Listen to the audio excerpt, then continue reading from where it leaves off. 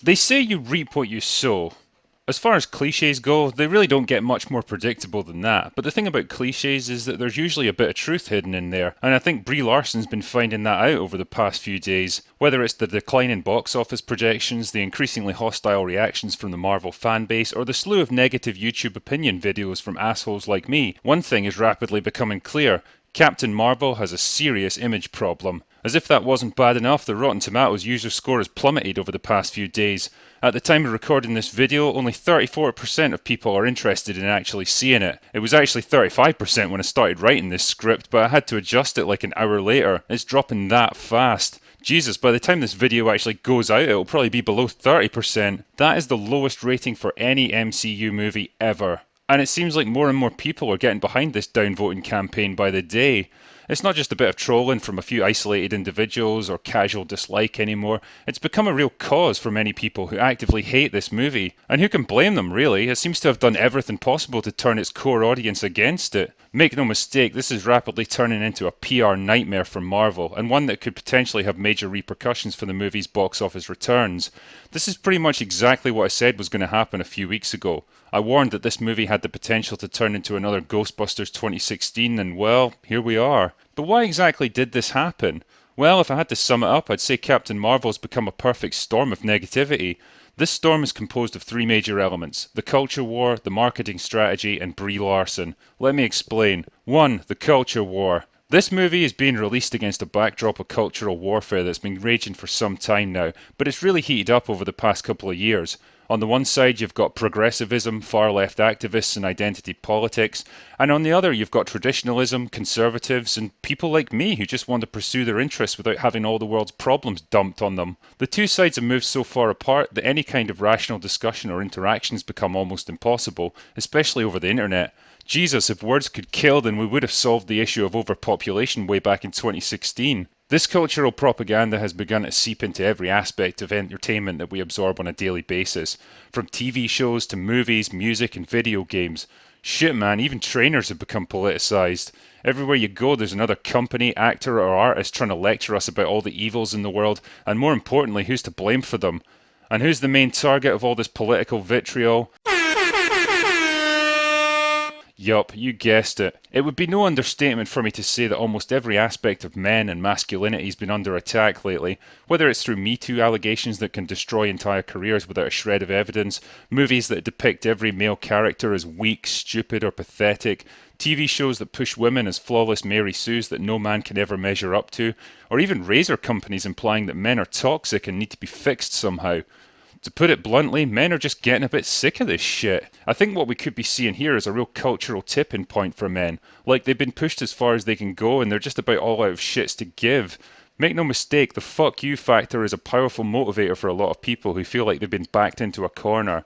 Just look at the 2016 presidential election. There's a real undercurrent of resentment and injustice that's been brewing for the past several years now, and I think it's coming to a head in 2019.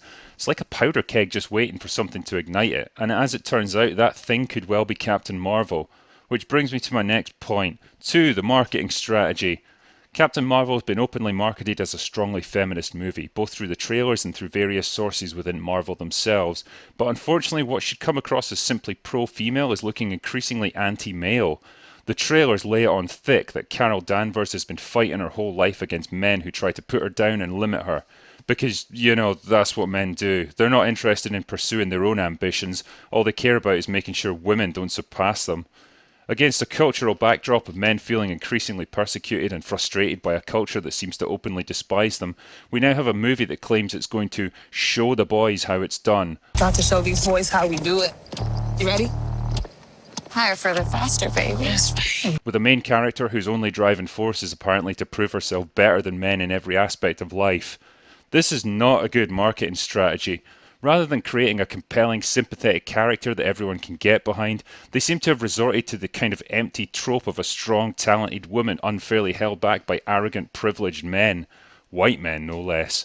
This is an inherently divisive approach that's going to alienate most men with an ounce of self-respect right off the bat, and I suspect a lot of it has come about because of a certain actress in Captain Marvel, but we'll get to that in a minute. The constant hyping up of Captain Marvel's power and strength has also impressed absolutely no one, and neither has the heavy implication that she might be the one to save the day and kill Thanos in Endgame, completely negating far more popular characters who have a real history and stake in the conflict. How hard a character can punch or how much they can lift doesn't determine how popular they are. Tony Stark isn't a fan favourite because he can fly or shoot laser beams from his hands. He's popular because he's funny, smart, charismatic and interesting, and he's played by a man with all those same qualities.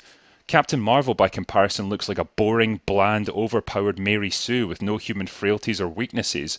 Sound familiar, Star Wars fans? People can't warm to her personality because she doesn't seem to have one, neither does the actress playing her. As if this wasn't bad enough, it's been made worse by the mainstream media's attempts to paint anyone with a negative opinion of this movie as a sexist, misogynistic basement dweller. Yeah, that kind of approach didn't work with Ghostbusters 2016, and it certainly isn't going to work now. People are wise to your Jedi mind tricks, guys. When are these people going to realize the moment you decide to pit yourself against the internet, you're doomed to failure? The internet will always win. These attempts to openly misrepresent and vilify people simply for having an opinion you don't agree with is like pouring gasoline on a fire. The more you antagonize a fan base, the more you force yourself into a corner and turn even more people against you. Generally speaking, I think mainstream audiences are often kind of oblivious to these internet shenanigans, but I've said before that when shit reaches a critical mass, it spills over into mainstream awareness, and I think that's where we're at now. 3. Brie Larson. As I've covered before, Larson's been very outspoken on her views regarding gender and racial issues, and while it may be admirable to want to foster a more inclusive atmosphere around this movie, the way she delivers these sentiments seems to have achieved the absolute opposite. It's not what you say, it's how you say it. Yeah, we've all heard that before, but it's absolutely true when you're a famous celebrity on a massive public platform, dealing with inherently sensitive and controversial issues that have the potential to backfire if you don't handle it right. And, well, Brie Larson didn't handle it right. I do not need a 40-year-old white dude to tell me what didn't work for him about A Wrinkle in Time. It wasn't made for him. There's a kind of vitriol in the way she says this, like an entire lifetime of pent-up resentment just came rushing to the surface in that moment. This, more than anything, is the one statement that seems to keep coming back to bite her again and again. From this point on, anything else she had to say about gender and race was poisoned by her statement right here. It immediately created a picture in people's minds, a picture of an arrogant, spoiled, entitled brat lashing out at the very people she expected to pay to watch her movies. And that picture is never really going to be erased. It's a bit like if a kid gets ill and soils himself one day in elementary school. No matter how many years go by or how many awesome things he might do after that, he's always going to be known as the kid who shit himself in class. Larson's used multiple interviews to try and clarify her comments in recent days, almost certainly at the insistence of her bosses at Disney, but honestly I think it's a waste of time at this point. You can tell she doesn't really believe what she's saying, and she resents having to do it. She was all too happy to nail her colours to the mast when she thought she could get away with it, so a few half-hearted clarifications now aren't going to make much difference to fan opinions. Nobody's buying what Brie Larson is selling now because we've seen what she really represents, and it's not good. The problem is that once a fan base turns against you, it's basically impossible to win them back, and I think she's finding that out the hard way. Just ask Ryan Johnson. The end result of all this cultural warfare, misjudged marketing, ego-driven virtue signalling and half-hearted backstepping is that Brie Larson is damaged goods at this point, and unfortunately so is her movie.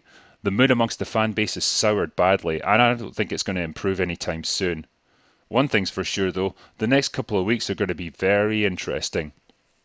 And that's all I've got for today. Thanks very much for watching this video.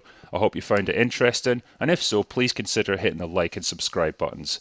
Thanks for your time, and have a great day.